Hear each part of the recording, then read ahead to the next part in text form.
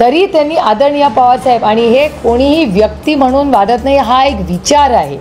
आदरणीय पवारसाहेबांबरोबर 6 दशक हे राज्य आणि देश उभं राहिलेलं आहे. चांगल्या वाईट काळात लोक त्यांच्याबरोबर उभे राहिलेले आहेत आणि त्यांनी या देशाची सेवा केली आहे. त्यांना पद्मविभूषण यांच्याच त्यांच्या या भारताच्या योगदानासाठी दिलेलं आहे. आणि या 83 वर्षाच्या योद्ध्याकडून त्यांनी स्थापन केलेला पक्ष, त्यांनी काढलेला ते असलेले अध्यक्ष असलेला पक्ष ज्या पद्धतीने काढून घेतला आहे, दुर्दैव आहे. ते तर केलं, पण पुढेही आदरणीय पवारसाहेबांनी दुसरं काही करायचं नाही, त्यांना चिन्ह द्यायचं नाही. ही कुठली म्हणजे हा रडीचा डाव नाही तर काय मला सांगा. राष्ट्रवादी काँग्रेस पक्ष शरदचंद्र पवार यावरच खरं तर आक्षेप घेतला होता. हे दुर्दैव आहे, कारण जो पक्ष चिन्ह सगळं गेलं तुम्ही म्हटला, तर हे कसं बघता तुम्ही? कारण ह्याच्यावर जवळपास तुम्ही म्हटलं की 10-15 मिनिटं त्याच्यावर आर्ग्युमेंट सुरू होते. म्हणजे मला याला रडीचा डाव नाही तर काय म्हणतात तुम्ही मला सांगा. ज्या माणसाने पक्ष स्थापन केला तो तुम्ही काढून घेतला, तो त्या माणसाला इलेक्शन लढायचा अधिकार आहे का नाही या देशात? आणि तो जर असेल तर त्याला तो अधिकार मिळालाच पाहिजे. मग ही दडपशाही होती, लोकशाही होत नाही. आणि मला आश्चर्य वाटतं आहे की ज्या लोकांना लोकशाही पद्धतीने इतके वर्ष निवडून दिलेलं आहे, ते आज पक्ष चिन्ह तर घेतात, पण आम्ही दुसरं काही करायचंच नाही आयुष्यात. म्हणजे आमचं करिअर उद्ध्वस्त झालं तरी चालेल अशी परिस्थिती आहे. आणि आम्ही काय मागतोय? आम्ही काय मागितलं आहे? आम्ही तर फक्त ठीक आहे, आता हे पक्ष घेऊन गेलेत, आमची कोर्टात लढाई चालेल, पण नवीन पक्ष किंवा नवीन चिन्ह हा पण अधिकार आमचा तुम्ही काढून घेणार.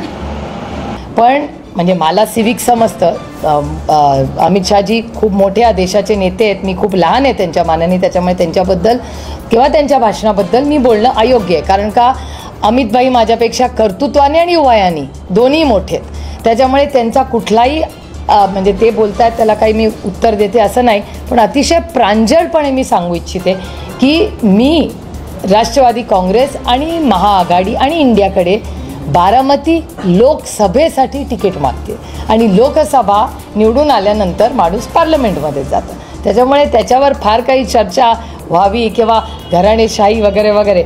आणि मला असं वाटतं घराणेशाही किंवा ह्याच्यावर आता माझ्या विरोधात कोणीच काही बोलू शकत नाही. ज्या शरद पवारांनी आयुष्यभर तोडफोडीचं आणि वजाबाकीचं राजकारण केलं, त्यांच्यावर देखील आता तशीच वेळ येऊन ठेपलेली आहे. अजितदादा पवार राष्ट्रवादी पक्ष आणि चिन्ह घेऊन निघून गेलेले आहेत. शरद पवारांच्या हाती आता काहीही उरलेलं नाहीये. निवडणूक आयोगानं स्पष्ट निकाल दिलेला आहे की पक्ष आणि चिन्ह अजितदादांकडेच राहणार. शरद पवार यांनी दुसऱ्या पक्षासाठी आणि दुसऱ्या पक्ष चिन्हासाठी अर्ज करावा. शरद पवार यांच्या गटातर्फे वडाचं झाड हे पक्षचिन्ह म्हणून मागण्यात आलं होतं, मात्र ते देण्यात आलेलं नाहीये. पूर्वीच्या राष्ट्रवादी काँग्रेसमधील अनेक दिग्गज नेते आता सध्या अजितदादा पवार यांच्या सोबत आहेत. शरद पवारांकडे उरले आहेत ते फक्त जयंत पाटील, सुप्रिया सुळे आणि मुंबऱ्याचे जितेंद्र आव्हाड.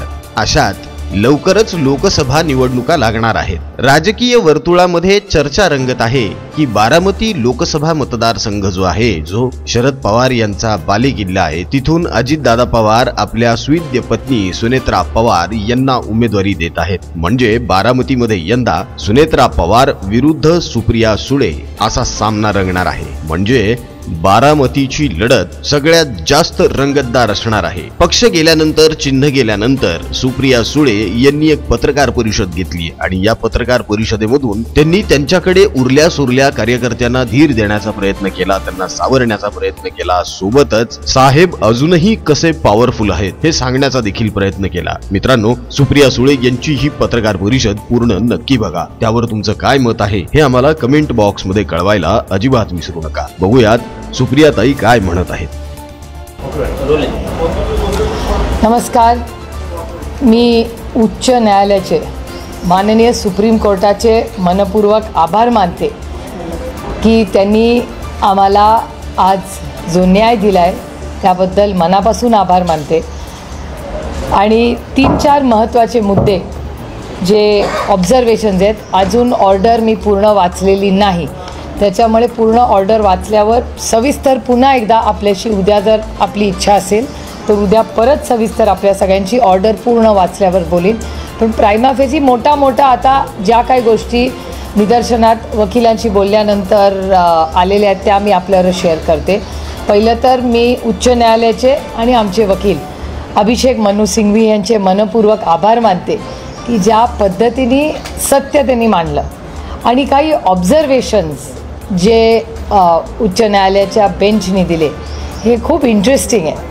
याचं कारण की पहिलं अजित पवारांचे जे वकील आहेत त्यांनी असा युक्तिवाद केला, हे मी जे काय माझ्या वकिलांचं ब्रीफिंग आलं आहे त्याच्यावरून आपल्याला शेअर करते सगळं, की जो युक्तिवाद झाला त्या युक्तिवादामध्ये अजित पवारांच्या वकिलांची अशी मागणी होती की शरद पवारांना पक्षही द्यायचा नाही आणि सिम्बलही द्यायचं नाही. प्लीज नोट, अजित पवारांच्या वकिलांचा युक्तिवाद असा होता की शरद पवारांना पक्षही द्यायचा नाही आणि सिम्बलही द्यायचं नाही. गमतीचा भाग असा की माननीय जज साहेबांचे खरंच मी आभार मानते की त्यांनी त्या गटाच्या वकिलांना असा प्रश्न विचारला की तुम्ही पक्ष नेला, तुम्ही सिम्बल नेलं आणि शरद पवारांना तुमची केस अजून पेंडिंग आहे, पूर्ण निर्णय फायनल झालेला नाही, तर अर्थातच ही लोकशाही आहे आणि लोकशाहीमध्ये शरद पवारांना एक पक्ष आणि एक चिन्ह हे मिळालंच पाहिजे. आणि तरी जवळपास एक 15-20 मिनटं अजित पवारांचे वकील सातत्याने लढाई करत होते, वाद घालत होते की शरद पवारांना पक्ष पण नाही द्यायचा आणि त्यांना चिन्हही द्यायचं. म्हणजे या लोकशाहीमध्ये मला आश्चर्य वाटतं त्या वकिलांचं किंवा त्या विचाराचं की ही दडपशाही नाही, ही लोकशाही आहे. आणि ह्या लोकशाहीमध्ये काही ऑब्झर्वेशन जे केले त्याच्यात जज साहेबांनी असं सांगितलं की सुप्रीम कोर्टाने असं सांगितलं की शरद पवारांना एक पक्ष आणि चिन्ह हे दिलं गेलंच पाहिजे, कारण का आत्ता जी ऑर्डर अजित पवारांना दिली आहे ती इंटरिम आहे, अजून फायनल निर्णय झालेला नाही. पहिला मुद्दा. दुसरा मुद्दा हा खूप इंटरेस्टिंग आहे. त्यांनी असं सांगितलं की म्हणजे तुम्ही बघा महाराष्ट्राची परिस्थिती काय झाली आहे की आपलं जे कंपॅरिझन आहे ते पाकिस्तानबरोबर होतं आहे. ते असं म्हणाले की अक्रॉस द बॉर्डर काय चाललं आहे सिम्बलवरनं तुम्ही पहा, त्याच्यामुळे असे नको ते चुकीचे हट्ट करू नका. हे मी म्हणत नाही आहे, उच्च न्यायालयाचे जज साहेब म्हणते, सर्व उच्च न्यायालयाचे. त्यानंतर त्यांनी असं सांगितलं की शरद पवारांना हे नावच द्यायचं नाही आणि दुसरं सिम्बलच द्यायचं नाही, कारण का कन्फ्युजन होतं आहे त्याच्यामुळे. त्याच्यावर उच्च न्यायालयाने असं कॉमेंट केले आहे की ह्या देशाचा नागरिक आणि मतदार हा सुजाण आहे, तो हुशार आहे, त्याला अंडर एस्टिमेट करू नका. त्यानंतर त्यांनी असं सांगितलं की एक तर तुम्हाला हा जो पक्ष आणि चिन्ह दिलेला आहे ही ECच्या डिसिजन कसा काय त्यांनी घेतला, कारण लेजिस्लेटिव्ह मेजॉरिटीवर घेतलेला आहे. जेव्हा डिस्क्वालिफिकेशनचं पेटिशन पेंडिंग आहे, म्हणजे एकीकडे डिस्क्वालिफिकेशनचं पेंडिंग असताना लेजिस्लेटिव्ह म्हणजे त्यांनी पक्षाचा संविधानाचा विचार केलेला नाही. अजित पवार जेव्हा म्हणतात की शरद पवारांचं इलेक्शन चुकीचं आहे, तसं अजित पवारांचंही इलेक्शन चुकीचं आहे असं मी म्हणत नाही. हा इलेक्शन कमिशन म्हणते, मी कुणावरच आरोप करत नाही आणि चुकीचे तर करतच नाही. त्याच्यामुळे जर शरद पवार आणि अजित पवार दोघांचीही इलेक्शन्स जर इलेक्शन कमिशनचं ऑब्झर्वेशन आहे की संविधानाच्या एक तर संविधान जागेवर आहे त्या पक्षाचं, दोन्ही इलेक्शन्स म्हणजे शरद पवारांचं अध्यक्ष इलेक्शन आणि अजित पवार अध्यक्ष म्हणून इलेक्शन, ही दोन्ही इलेक्शन्स ही योग्य नाही असं जर ऑब्झर्वेशन असेल तर तिसरा पॉईंट म्हणजे फक्त लेजिस्लेटिव्ह स्ट्रेंथ म्हणजे MLAsच्या नंबरवर तुम्ही हा निर्णय घेतला आहे, जेव्हा डिस्क्वालिफिकेशन दुसरीकडे पेंडिंग आहे. हा खूप कॉम्प्लिकेटेड विषय आहे. त्याच्यामुळे तुम्ही असं म्हणूच कसं शकता की हा पक्ष तुमचा आहे, चिन्ह तुमचं आहे आणि आम्ही शरद पवारांना काहीच द्यायचं नाही. हे होणार नाही, हे सुप्रीम कोर्टाचे जज म्हणत आहेत, मी म्हणत नाही आहे. त्याच्यानंतर त्यांनी असंही सांगितलं की हे सगळं जे झालेलं आहे हे सगळं इंटरिम आहे, हे परमनंट नाही. म्हणजे जसं आमच्यासाठी नाही तसं अजित पवारांना ज्या पद्धतीने पक्ष दिला आहे, चिन्ह दिलं आहे, ही फायनल ऑर्डर नाही. आणि दुसरं त्यांनी असंही त्यांच्या बोलण्यात आलं की सुभाष देसाईंचं 10th शेड्यूल ज्या उल्लेख सातत्याने करतात त्या 10th शेड्यूलचाही कुठेही सुभाष देसाईंचं जे इंटरप्रिटेशन आहे ते नीट पद्धतीने झालेलं नाही. त्याच्यामुळे आज मी सुप्रीम कोर्टाचे मनपूर्वक आभार मानते की त्यांनी ह्या सगळ्या गोष्टींची नोंद घेतलेली आहे आणि त्यांनी सांगितलं की राष्ट्रवादी काँग्रेस पक्ष शरद पवार हे आहे आणि इलेक्शन कमिशनला त्यांनी सांगितलेलं आहे की पुढच्या 7-8 दिवसाच्या आत या पक्षाला तुम्ही चिन्ह दिलंच पाहिजे, हा त्यांचा अधिकार आहे. पण हे सगळं होत असताना सातत्याने अजित पवार गटाचे जे वकील आहेत ते सातत्याने म्हणत होते नाही, शरद पवारांना पक्ष पण द्यायचा नाही आणि त्यांना चिन्हही द्यायचं नाही आणि स्वतःचं तर सोडा नवीन पण द्यायचं नाही. म्हणजे ही दडपशाही नाही का? लोकशाहीमध्ये प्रत्येकाला इलेक्शन लढायचा अधिकार आहे, तो संविधानाने दिलेला आहे.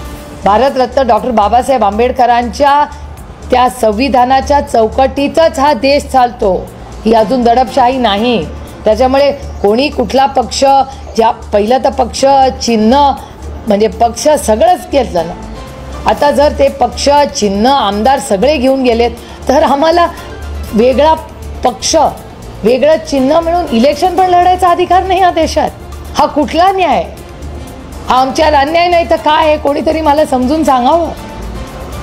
पण तरी मी पुन्हा एकदा ऑर्डर वाचून पुन्हा जर तुम्हाला काही क्लॅरिफिकेशन हवे असतील त्या जरूर त्याच्यावर तुमच्याशी उद्या मी पुन्हा बोलू शकते. आता तुमचे काही प्रश्न असतील तर जरूर विचारा. शेवटच्या मुद्द्याला धरून प्रश्न आहे. सुप्रीम कोर्टाने जे निर्देश दिलेत निवडणूक आयोगाला की पुढील 8 दिवसात चिन्ह द्या येणाऱ्या निवडणुकीच्या पार्श्वभूमीवर लोकसभेपर्यंत देशाच्या इतिहासात असं पहिल्यांदा झालं असेल की कारण तुम्ही सातत्याने निवडणूक आयोगाला बोलत होतात, हे सुप्रीम कोर्टानं तुमच्या बोलण्यावरती शिक्कामोर्तब केले का? एक प्रश्न. आणि हे कितपत योग्य आहे की शेवटी सुप्रीम कोर्टाला या सगळ्यांमध्ये लक्ष घालावे लागलं? हे दुर्दैवी आहे की सुप्रीम कोर्टापर्यंत आम्हाला जावं लागलं. एक तर ह्या देशाच्या इतिहासात असं कधीच झालेलं नाही की फाउंडर मेंबर ज्या माणसांनी पक्ष स्थापन केला ज्या माणसांनी पक्ष स्थापन केला त्या पक्षाचा तो अध्यक्ष होता. माझी एवढीच माफक अपेक्षा होती की तुमचे काही जर मतभेद जे काही तुम्हाला म्हणायचं असतील तर जरूर तुम्हाला तो अधिकार आहे. लोकशाही आहे, जरूर तुम्हाला वेगळी चूल करायची असेल तर जरूर करा, काय प्रॉब्लेम आहे? काहीच हरकत नाही. लोकशाहीमध्ये प्रत्येकाला त्याचं मत मांडायचा अधिकार आहे. त्यांनी एक वेगळा पक्ष वेगळा चिन्ह घेऊन कामाला लागावं. तरी त्यांनी आदरणीय पवारसाहेब आणि हे कोणीही व्यक्ती म्हणून वादत नाही, हा एक विचार आहे.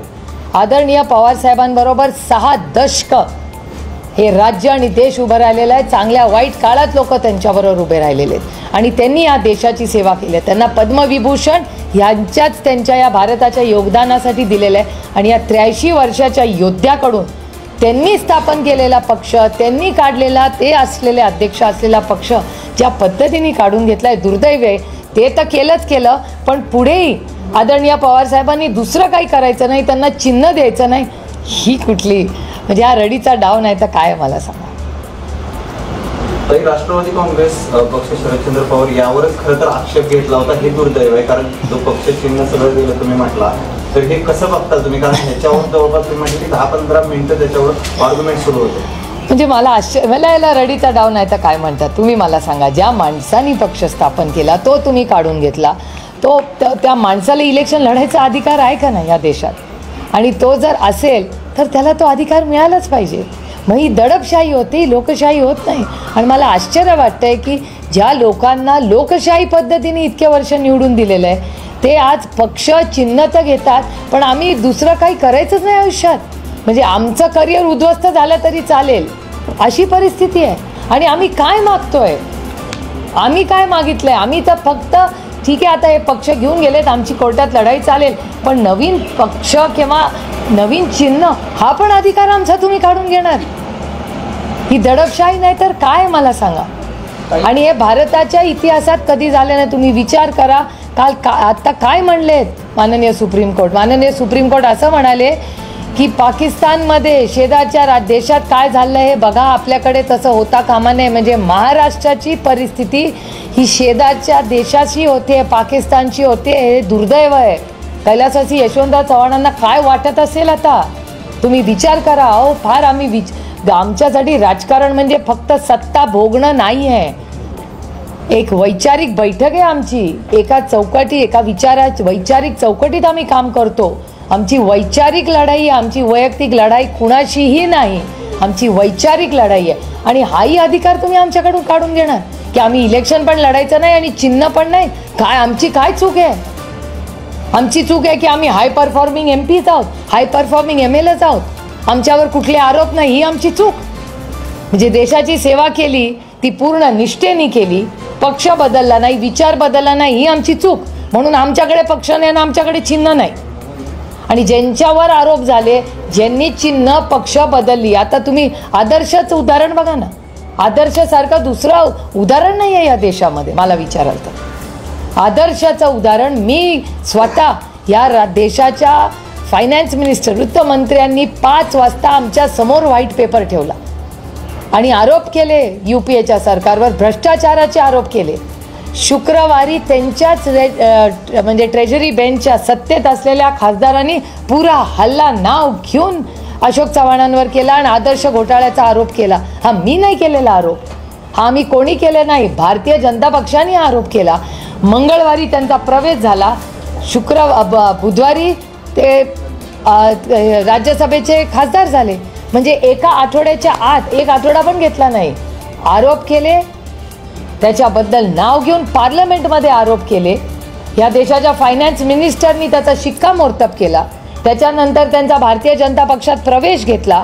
त्याच्यानंतर त्यांना खासदार बनवलं आणि सगळ्या चॅनल्सवर आज त्यांचे इंटरव्ह्यूज चालले. मग अशोक रावांवर जो आरोप झाला तो खरा होता का खोटा? जर खरा असेल तर ना खाऊंगा ना खाने दूंगा हा अधिकारच नाही भारतीय जनता पक्षाला म्हणायचा. आणि जर खोटा असेल तर अशोक चव्हाणांच्या सगळ्या कुटुंबाची माफी भारतीय जनता पक्षाने मागितली पाहिजे की हो, आम्ही तुमच्यावर आरोप केले ते खोटे होते. काही युक्तिवाद जो झाला ना, मनोज सिंघवी साहेबांनी, वकिलांनी जो मुद्दा म्हटला त्यातला एक मुद्दा फक्त क्लिअरिफिकेशन हवं. ते म्हणाले की शरद पवारांच्या नावाला तुमचा विरोध करता, पण राज्यसभेच्या निवडणूक जी होती त्याला मात्र नाव आमचं वापरले. नेमका हा काय मुद्दा युक्तिवादाचा? म्हणजे इलेक्शन कमिशननी जेव्हा आम्हाला नाव दिलं तेव्हा, आता तर राज्यसभेचं इलेक्शनपर्यंत दिला होता ना, तेव्हा कोणी ऑब्जेक्शन घेतलं नाही. म्हणजे आधी आम्हाला जी पहिल्यांदा ऑर्डर आली ती ऑर्डर राज्यसभेच्या इलेक्शनपर्यंत होती. पण आता राज्यसभा नाही, लोकसभा आहे, उद्या परत असेंब्ली उद्या बसणार आहे, त्याच्यामुळे असेंब्लीमध्ये पण व्हीप निघणारच ना उद्या. तर आम्हाला एक पक्ष आणि चिन्ह हा आमचा अधिकार आहे, संविधानाच्या आम्ही काही वेगळं मागत नाही आहे, ही अदृश्य शक्ती नाही आहे. आम्ही फक्त न्याय मागतोय, आम्ही काही दडपशाही किंवा अदृश्य शक्तीकडून काही मागत नाही आहे. आम्ही फक्त न्याय मागतोय आणि सत्य पाहिजे, सत्याच्या बाजूने आम्ही उभं आहोत. आम्ही नागरिक आहोत या देशाचे, आम्ही आहोत का नाही या देशाचे नागरिक? मग आमच्यासाठी एक न्याय आणि अदृश्य शक्तीच्या बरोबरच्या लोकांना वेगळा न्याय. हा देश संविधानाने चालतोय का कुणाच्या मर्जीने चाललोय असाच प्रश्न पडतोय ना आता आम्हाला. पक्ष आणि चिन्हाचं तुम्ही म्हणाल, फक्त त्याला एक प्रश्न आहे की मग अजित पवार गट जो किंवा राष्ट्रवादी जी वेगळी झाली त्यांनी दुसऱ्या पक्षाने नाव किंवा चिन्ह घ्यावं किंवा घेऊन पुढे यायला पाहिजे, ते दुसरी पाहिजे असं तुम्हाला वाटतंय का? याच माझं म्हणणं आहे की मेरिट जे काही व्हावं ते मेरिटवर व्हावं आणि पारदर्शकपणे आणि संविधानाच्या चौकटीत व्हावं, एवढीच आमची माफक अपेक्षा. म्हणजे जर तुम्ही म्हणता की पक्षाचं संविधान ठीक आहे आणि जर मग अजित पवार तुम्ही जर शरद पवारांचं इलेक्शन चॅलेंज केलं तर अजित पवारांचं पण इलेक्शन चॅलेंजच आहे ना. आणि शेड्यूल 10 प्रमाणे MLAचं जे नंबर आहे त्याच्यावर पक्षाचा निर्णय होऊच शकत नाही, हे मी म्हणत नाही, कोर्टाचा निर्णय म्हणतोय.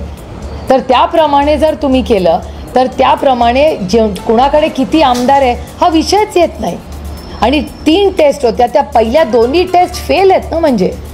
म्हणजे मग शरद पवारांना एक न्याय आणि अजित पवारांना एक न्याय असं होत नाही ना. न्याय प्रक्रियेमध्ये सगळे समानच असतात, पण एकच अंतर आहे की शरद पवार हे स्वतःच्या कर्तृत्वाने उभे आहेत आणि दुसऱ्या गटामागे अदृश्य शक्ती आहे, एवढाच फरक आहे त्याच्यात. त्याच्यामुळे जर अदृश्य शक्ती हा देश चालवणार असेल तर मग संविधानाचं काय? ह्या देशाचा संविधानाचा अपमान करून आज अदृश्य शक्ती हा देश चालवतोय, हे असा डेटा दिसतोय आपल्याला सगळ्यांच्या डोळ्यासमोर. ज्यांच्या छत्रछायाखाली किंवा ज्यांच्या आशीर्वादाला आपण उभं राहिलो त्यांचाच पक्ष नामशेष करण्यासाठी म्हणून कोर्टात जावं लागतं किंवा जाण्याचा प्रकार घडतो, त्यावेळी हा संस्कार त्यांच्यावरती कुठनं आला की याच्या मागे अदृश्य शक्ती आहे याच्यावरती? अदृश्य शक्तीचं किती ऐकायचं हा पण आपला निर्णय असतो ना, किंवा अदृश्य शक्ती किती दबाव टाकते ह्याचा आत्मचिंतन, विचार, चर्चा ही तुम्ही करावी, मी कशी करणार? मी नाही अदृश्य शक्तीला घाबरत. अदृश्य शक्ती कोण आहे काय आहे मला माहिती नाही, पण कशासाठी कोणाला घाबरायचं? हा देश संविधानाने चालतो, आमच्यावर जे संस्कार झाले, आम्ही फक्त प्रभू श्रीराम म्हणत नाही, आम्ही मर्यादा पुरुषोत्तम राम म्हणतो. आणि त्याच मर्यादा पुरुषोत्तम रामाने वडिलांसाठी 14 वर्षाचा वनवास भोगला हो. त्याच्या भावाबरोबर एक भाऊ गेला तर दुसऱ्यांनी त्या पादुका त्या जागेवर ठेवल्या आणि सांगितलं मी त्या खुर्चीवर बसणार नाही. हे आमचे मर्यादा पुरुषोत्तम रामांनी केलेले आमच्यावरचे संस्कार आहेत. आणि मर्यादा पुरुषोत्तम राम जसं मला माझ्या आईने घरात शिकवलं, पार्लमेंटमध्ये माझ्यावर मर्यादा पुरुषोत्तम रामांचे संस्कार करणाऱ्या जरी त्या भारतीय जनता पक्षात असल्या तरी आमच्या सगळ्यांच्या नेत्या, जरी वैचारिक आमचे मतभेद असतील, ते एक सुसंस्कृत लोकप्रतिनिधी म्हणून सुषमा स्वराज यांच्याबद्दल माझ्या मनात नेहमी प्रेम आणि त्या एक आदर्श नेता म्हणून मी आयुष्यभर त्यांच्याकडे बघित जाईन, कारण का मी त्यांच्याकडून खूप शिकले. ताई, परवा अजित पवार टीका करताना म्हणले की कामं सेल्फी काढून होत नाही आणि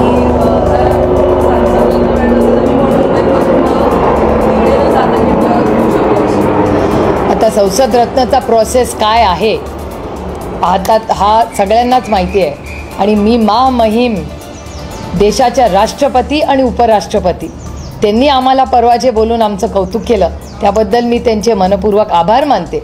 आणि संसद रत्न कसं मिळतं हा एक खूप ट्रान्सपेरंट प्रोसेस आहे. तुम्ही त्याची माहिती काढू शकता, त्याची सगळी माहिती स्पीकर्स ऑफिसमधूनच तुम्हाला मिळेल.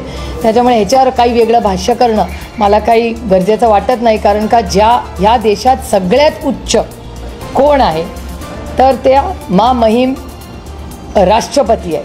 आणि त्या राष्ट्रपतींनी आमचा जो गौरव केला त्याबद्दल मी राष्ट्रपतींचे मनपूर्वक आभार मानते. आणि बारामती लोकसभा मतदारसंघातल्या प्रत्येक मतदाराचे आणि राष्ट्रवादी काँग्रेस पक्षाने जो माझ्यावर विश्वास दाखवला त्या माध्यमातून जेव्हा माझा नंबर देशात पहिला आला त्या सगळ्यांच्या समोर मी नतमस्तक होते आणि मनापासून आभार मानते. हा पहिला भाग झाला तुम्ही जे संसद रत्नबद्दल बोलला. आणि सेल्फीची आजच खरं तर ऑर्डर आली आहे. आज तुमच्याच कुठल्या तरी चॅनल का वर्तमानपत्रात बातमी आली आहे की सगळे आईवडील असं म्हणत आहेत की असा एक नवीन नियम या ट्रिपल इंजिनच्या खोके सरकारने ऑर्डर काढलेली आहे की प्रत्येक शाळेतल्या मुलांनी काहीतरी एक फॉर्म मुख्यमंत्र्यांनी केला आहे, त्याच्याबरोबर एक सेल्फी काढायची आणि तो पोस्ट करायचा. हे मी म्हणत नाही आहे, एका वर्तमानपत्राची बातमी माझ्याकडे आली आहे. त्याचबरोबर रेल्वे स्टेशन, शाळा, कॉलेज सगळीकडे किंवा त्यांचा जो रथ आहे कुठला तरी तो केंद्र सरकारचा ज्याला मोदी रथ का मोदी सरकारचा रथ का असं काहीतरी म्हणतात, त्याच्यावर पण मोदी साहेबांचा एक फोटो आहे ज्याच्याबरोबर सगळ्यांनी सेल्फी काढावा असा मोदी साहेबांचा आग्रह आहे. आणि मोदी साहेबांनी तुमच्याच एका चॅनलवर मी ऐकलं होतं की मोदी साहेबांनी असं स्मृती इराणींना सांगितलं होतं की तुम्ही 1 कोटी का 10 लाख असं काहीतरी सांगितलं होतं बाई की महिलांबरोबर तुम्ही सेल्फी काढा. आणि प्रत्येक शाळा म्हणजे मी ऑब्जेक्शन घेतलं होतं की प्रत्येक शाळा कॉलेजमध्ये मुलांना सेल्फी काढावं. आणि हा ऑर्डर GR काढला होता का नाही आणि याचं उत्तर मला पार्लमेंटमध्ये मिळालं होतं. त्याच्यामुळे या देशाचे प्रधानमंत्रीच आम्हाला सांगतायत की सेल्फी काढा. आणि मला असं वाटतं की प्रधानमंत्री या देशाचे प्रधानमंत्री आहेत, त्यांना थोडा वेळ बाजूला ठेवा, पण एखाद्या व्यक्तीला एखादा सेल्फी काढून त्याच्या चेहऱ्यावरचा जो आनंद असतो ना तो बघण्यात खूप मजा असते. हो, लेने में ज़्यादा मजा नहीं है, सबको खुशी देने में ज़्यादा मजा आहे. भाषेत आपण मागणी केली का कोर्टामध्ये की निवडणूक होईपर्यंत निवडणूक आयोगाने दिलेलं नाव निवडणुकीपर्यंत राहावं? हो, अर्थातच ना, आम्हाला लागणारच ना, कारण का ही टाईमलाईन जी दिली होती ती राज्यसभेच्या इलेक्शनपर्यंतच होती. तर आम्ही लोकसभा लढणार कशी मग? म्हणूनच ही लढाई तर त्याचीच आहे ना. That is the main reason. ताई, भाजपचं दिल्लीत अधिवेशन पार पडलं 2 दिवस. माहिती नाही तुम्ही अमित शहाचं भाषण ऐकलं असावं. नाही, तुमच्याकडे ब्रेकिंग न्यूज होती, बघितली. थँक्यू. त्यात एक मुद्दा असा होता की सोनिया गांधींना राहुलना पंतप्रधान करायचं होतं आणि शरद पवार साहेबांना तुम्हाला मुख्यमंत्री करायचं होतं म्हणून महाराष्ट्रात हा खटाटो. एक तुम्हाला सांगते, मला एका गोष्टीचा आनंद वाटला की त्या सगळ्या अधिवेशनात राष्ट्रवादी काँग्रेस पक्ष आणि भ्रष्टाचार हा विषय संपला. कुणाच्याही भाषणामध्ये राष्ट्रवादी काँग्रेस पक्ष, त्याचा भ्रष्टाचार, ह्याचा भ्रष्टाचाराचा पण आला नाही. त्याच्यामुळे ती खूप छान आनंदाची गोष्ट झाली. राहिला मुद्दा माझा. आता त्यांना कोणी काय जाऊन ब्रीफ करतं हे मला माहिती नाही, पण म्हणजे मला सिविक समजतं. अमित शहाजी खूप मोठ्या देशाचे नेते आहेत, मी खूप लहान आहे त्यांच्या मानाने, त्याच्यामुळे त्यांच्याबद्दल किंवा त्यांच्या भाषणाबद्दल मी बोलणं अयोग्य आहे. कारण का अमितभाई माझ्यापेक्षा कर्तृत्वाने आणि वयाने दोन्ही मोठे, त्याच्यामुळे त्यांचा कुठलाही म्हणजे ते बोलतायत त्याला काही मी उत्तर देते असं नाही. पण अतिशय प्रांजळपणे मी सांगू इच्छिते की मी राष्ट्रवादी काँग्रेस आणि महाआघाडी आणि इंडियाकडे बारामती लोकसभेसाठी तिकीट मागते आणि लोकसभा निवडून आल्यानंतर माणूस पार्लमेंटमध्ये जातो. त्याच्यामुळे त्याच्यावर फार काही चर्चा व्हावी किंवा घराणेशाही वगैरे वगैरे. आणि मला असं वाटतं घराणेशाही किंवा ह्याच्यावर आता माझ्या विरोधात कोणीच काही बोलू शकत नाही. कारण का आता सगळ्याच पक्षांमध्ये घराणेशाही झालेली आहे. भारतीय जनता पक्षात सगळ्यात जास्त घराणेशाही. तर त्यांच्याकडे घराणेशाही झाली तर टॅलेंट, आणि आमची घराणेशाही हा थोडासा आणखीन एक आमच्यावर अन्याय नाही का? आणि data speaks for itself. माझा पार्लमेंटरी परफॉर्मन्स तुम्ही बघा, माझा कॉन्टॅक्ट बघा, माझ्यावर कधी भ्रष्टाचाराचा आरोप झाला आहे का? माझा पार्लमेंटरी परफॉर्मन्स, माझ्या मतदारसंघातली डेव्हलपमेंट सगळं तुम्ही बघा ना. माझं आयुष्य खूप पारदर्शक आहे. ते सोशल मीडियाच्या माध्यमातून मी का सगळं टाकते? माझी अकाउंटेबिलिटी राहते. माझ्या मतदारांना 24/7 माहिती असलं पाहिजे की आपला खासदार कुठे, कारण का मी पब्लिक लाईफमध्ये. त्याच्यामुळे पब्लिक लाईफला 100% अकाउंटेबिलिटी आणि ट्रान्सपरंटली असली पाहिजे असं माझं मत आहे. मी बारामतीमधून लोकसभेसाठी उमेदवारी मागत असला तरी तुम्हाला मुख्यमंत्री व्हायची इच्छाच नाही का, व्हायचंच नाही की आणखी काय विषयच कुठे येतो? मुख्यमंत्र्याचा विषयच कुठे होता? आता त्यांची अमितभाईंची काही इच्छा असेल किंवा त्यांच्या मनात काय असेल ते मी कसं कंट्रोल करू शकते? मी माझं तुम्हाला सांगू शकते, मी आजपर्यंत राष्ट्रवादी काँग्रेस पक्षाकडे हे चौथ्यांदा आहे 3 वेळा फक्त बारामती लोकसभा मतदारसंघाचंच तिकीट मागितलेलं आहे. हे सगळ्या उभ्या महाराष्ट्राने गेले 18 वर्ष, म्हणजे आधी 3 वर्ष मी ह्याच्यात होते, राज्यसभेत होते, नंतर मी लोकसभा लढले आणि तिसऱ्यांदा आता चौथ्यांदा मी तिकीट मागते. मतदारसंघासाठी तुम्ही केलेल्या कामांचा माहिती देणारा रथ बारामतीमधून फिरताना आम्ही परवा गेले एक महिना 12 मी सुरू केला तो 12 जानेवारीला. आणि आणखी एक रथ आता काल 4 दिवसांपूर्वी 2 दिवसांपूर्वी माझा 12 जानेवारीला सुरू झाला. त्यामुळे तुम्ही आघाडीवर असं तुमचं हवं आहे? आघाडी असं नाही, काही बातम्यांमध्ये असं तुमच्या चॅनल्सवर आलं की माझा नंतर सुरू झाला, which is not factual. Let data speak for itself. माझा रथ विथ नाही हो, ती एक गाडी आहे ज्याच्या माध्यमातून बारामती लोकसभा मतदारसंघातली केलेली कामं, माझा पार्लमेंटरी परफॉर्मन्स, मी मांडलेले मुद्दे, याची एक छोटीशी फिल्म आहे. ती लोकांपर्यंत पोचावी म्हणून ती गाडी फिरते. मी काय रथबीत काही म्हणत नाही हो, पण त्याच्यामुळे ती गाडी 12 जानेवारीपासून 9 तालुक्यांमध्ये फिरते. त्याचा पूर्ण माहिती सगळं बाय मिनिट टू मिनिट कुठल्या गावात गेली वगैरे ही सगळी कुणाला माहिती हवी असेल तर ती माझ्याकडे I am happy to share. आणि दुसरा रथ जो फिरायला लागलाय तो त्यांनी केलेली कामं किंवा आणखी करू इच्छिणारी कामं असा त्याच्यामध्ये साधारणपणे लोकशाही हो, लोकशाहीमध्ये प्रत्येकाला आपापलं मत मांडण्याचा अधिकार आहे. असं नाही, आमच्याकडे दडपशाही नाही. आमचं म्हणणं आहे प्रत्येकाने आपला पक्ष काढावा, प्रत्येकाने आपली मतं मांडावी, त्यांनी आयडिओलॉजी करावी. अरे विरोधक पण असला तर तो दिलदार असला पाहिजे, तभी तर मजा. आम्ही पार्लमेंटमध्ये जाऊन आमचा युक्ती जेव्हा एकामेकाच्या विरोधात आम्ही बोलतो तेव्हा आमचे काही वैयक्तिक अंतर नसतात. आम्ही एक 25-30 असे खासदार आहोत जे सकाळी 11 वाजल्यापासून रात्री ज्या मिनिटाला पार्लमेंट संपतं ना तोपर्यंत आम्ही तिथेच हजर असतो.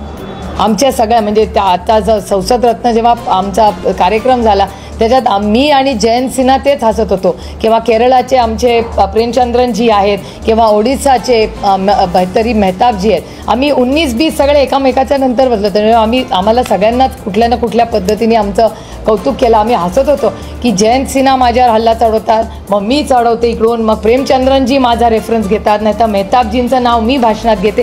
दिस इज पार्लमेंटरी डेमोक्रेसी. पार्लमेंटमध्ये चर्चा तर झालीच पाहिजे एकामेकाच्या मुद्द्यांवर. म्हणून जयंत सिन्हा आणि मी काही विरोधक होत नाही एकामेकाचे. आमची मैत्री एका जागेवर, आमची जी मतभेद आमचे आहेत ते वैचारिक आहेत, वैयक्तिक नाही आहेत. घरातलीच व्यक्ती ज्यावेळेस विरोधी उमेदवार म्हणून पुढे येणार असते किंवा तशी संभावना स्पष्ट होते त्यावेळी काय? हो, पण ही लढाई वैचारिक आहे, वैयक्तिक नाहीच आहे. माझे जर भारतीय जनता पक्षामध्ये एवढं मोठं माझं फ्रेंड सर्कल आहे तर जर घरातली पण व्यक्ती उद्या माझ्या विरोधात लढली तर त्याच्यात गैर काय? त्याच्यामुळे काहीच प्रॉब्लेम नाही. तुम्ही बघा ND पाटील, सरोज पाटील माझ्या आत्या, अनेक वर्ष त्यांचे मिस्टर आणि आदरणीय पवार साहेब, त्यांचे आमच्या वैयक्तिक नात्यामध्ये कधीच अंतर आलं नाही. आणि जर एवढी वैचारिक प्रगल्भता नसेल तर मग हे आळ्याचे पांढरे होण्याचा उपयोग काय? राज्याच्या कायदा सुव्यवस्थेवर तुम्ही नेहमी बोलतात. आज सकाळी गृह खात्यावर प्रश्नचिन्ह उभे केले. सरकारी सत्ताधारी पक्षाचे आमदार आहेत नितेश राणे, त्यांनी असं एक विधान केले की पोलीस माझं काय वाकडं करतील, एक माझा व्हिडिओ बनवतील आणि माझ्या बायकोला दाखवतील. त्यांना महाराष्ट्रात राहायचंय, त्यांना महाराष्ट्रात ड्युटी करायची आहे. सत्ताधारी पक्षाच्या आमदारांना थेट डिपार्टमेंटच्या माणसांना असं बोलणं कितपत योग्य आहे? गृहमंत्री का बोलत? मला असं वाटतं हा प्रश्न मला विचारायच्या ऐवजी महाराष्ट्राच्या गृहमंत्र्यांना तुम्ही विचारला पाहिजे. एक तर मी त्यांचं स्टेटमेंट ऐकलेलं नाही ज्यांच्याबद्दल आपण बोलत होता, त्याच्यामुळे मी त्यांच्यावर कॉमेंट करणं हे योग्य राहणार नाही, कारण का मी ऐकलेलं नाही. पण जर त्याच्यात काहीही तथ्य असेल, तुमच्यावर अविश्वास आहे ना असं म्हणून नाही, पण त्याच्यात जरी 1% जर त्याच्यात तथ्य असेल, तुम्ही मला सांगतायत, हा प्रश्न तुम्ही या राज्याच्या गृहमंत्र्यांना विचारला पाहिजे. कारण लॉ अँड ऑर्डर हे डायरेक्टली गृहमंत्रालयाच्या अंडर येतं आणि डेटा सांगतो की या राज्यामध्ये ते गृहमंत्री झाल्यावर क्राईम वाढतो. नागपूर असेल, पुणे असेल, ठाणे असेल, या सगळ्या ठिकाणी तुमच्या चॅनल्समधूनच दाखवलं जातं की या तिन्ही ठिकाणी क्राईम वाढलेलं आहे. काही सुनील तटकरेंनी आज एक वक्तव्य केलं की पुढील 15 दिवसामध्ये पश्चिम महाराष्ट्र असेल किंवा महाराष्ट्रात अजून राजकीय भूकंप होतील. मला खूप इंटरेस्टिंग वाटतं हे, ज्यांच्याकडे 200 आमदार आणि 300 खासदार आहे, तर मग त्यांच्याकडे काय टॅलेंट नाही आहे का काय? म्हणजे जर 300 आमदार, 200 आमदार आणि 300 खासदार असूनही त्यांना बाहेरून अजून लोक आणत असतील, obviously that's a lack of talent. तुम्ही याचा विचार करा ना, तुमच्याकडे जर 200 आमदार असते तर तुम्ही डोकं तरी चालवलं असतं का? मी म्हटलं असतं 200 आमदार आहेत, चला महाराष्ट्राच्या विकासाला कामाला लागा. कशाला घरं फोडायला पाहिजेत, कशाला इन्कम आईस आणि असल्या भानगडी करायला पाहिजे? राज्याची सेवा कधी करणार जर रोज असेच उद्योग करत बसला तर? तुम्ही सगळी भीती असं वाटत नाही का त्यांना? म्हणजे भीती वाटते येणाऱ्या लोकसभा निवडणूक, त्यासाठी सगळं हे बघा, तो सी वॉटरचा जो सर्वे आला त्याच्यामध्ये तो सर्वे सगळ्यांनी पाहिला, त्याच्यानंतरच आदर्श झालं, बरोबर की नाही? त्याच्यामुळे आता दुर्दैव झालं की आदर्शचा अर्थ 2, म्हणजे एकाच चांगल्या शब्दाचा एक विपर्यास होऊन वेगळा अर्थ व्हायला लागला, हे दुर्दैव आहे. एक आदर्श म्हणून आदर्श संसदपटू, आदर्श रिपोर्टर, आदर्श असं झाल्यावर आता आदर्श म्हटल्यावर आम्हाला पार्लमेंटमध्ये म्हणतात अगो बाई कुणाबद्दल बोलताय, असं झालेलं आहे. त्याच्यामुळे मला असं वाटतं की लॅक ऑफ टॅलेंट किंवा भीती किंवा दडपशाही. तुम्ही विचार करा, या राज्यामध्ये आता कांद्याचंच उदाहरण बघा. मला खरंच आनंद झाला जेव्हा त्यांनी कांद्यावर या सरकारने युटर्न केला. आम्ही किती महिने लढतोय कांद्याबद्दल, इथेनॉलबद्दल, सोयाबीनबद्दल. काय सर हे? कारण का माझा आरोप आहे या सरकारवर की हे शेतकरी विरोधी सरकार आहे, केंद्राचं पण आणि महाराष्ट्राचं पण. महाराष्ट्रातून भारतीताईंबरोबरही आमच्या चर्चा झाल्या, जरी त्या वेगळ्या विचाराच्या पक्षात असल्या तरी हेच तर मी पार्लमेंटरी डेमोक्रेसी सांगते. चर्चा तर झालीच पाहिजे हो. आम्ही काही वैयक्तिक विरोधक नाही आहोत एकमेकाचे. आमची लढाई वैचारिक आहे, वैयक्तिक नाही, माझ्याकडून तरी कुणाचबद्दल. Okay, thank you. तर ही होती सुप्रियाताईंची पत्रकार परिषद. मित्रांनो, सुप्रियाताईंचं वक्तव्य, त्यांचं म्हणणं, यावर तुमची काय प्रतिक्रिया आहे? तुम्ही सुप्रियाताईंच्या मतांशी सहमत आहात का? हे आम्हाला कमेंटमध्ये नक्की कळवा. अजूनपर्यंत जर तुम्ही आमचं महाप्रपंच हे यूट्यूब चॅनल सबस्क्राईब केलं नसेल तर अवश्य सबस्क्राईब करून घ्या. तुम्हाला जर व्हिडिओ आवडला असेल तर आपल्या मित्रपरिवारासोबत हा व्हिडिओ शेअर देखील करा, व्हिडिओजला लाईक करा. राजकीय घडामोडींच्या अपडेटसाठी बघत रहा महाप्रपंच. पुन्हा भेटूया पुढच्या व्हिडिओमध्ये. जय हिंद, जय महाराष्ट्र, वंदे मातरम.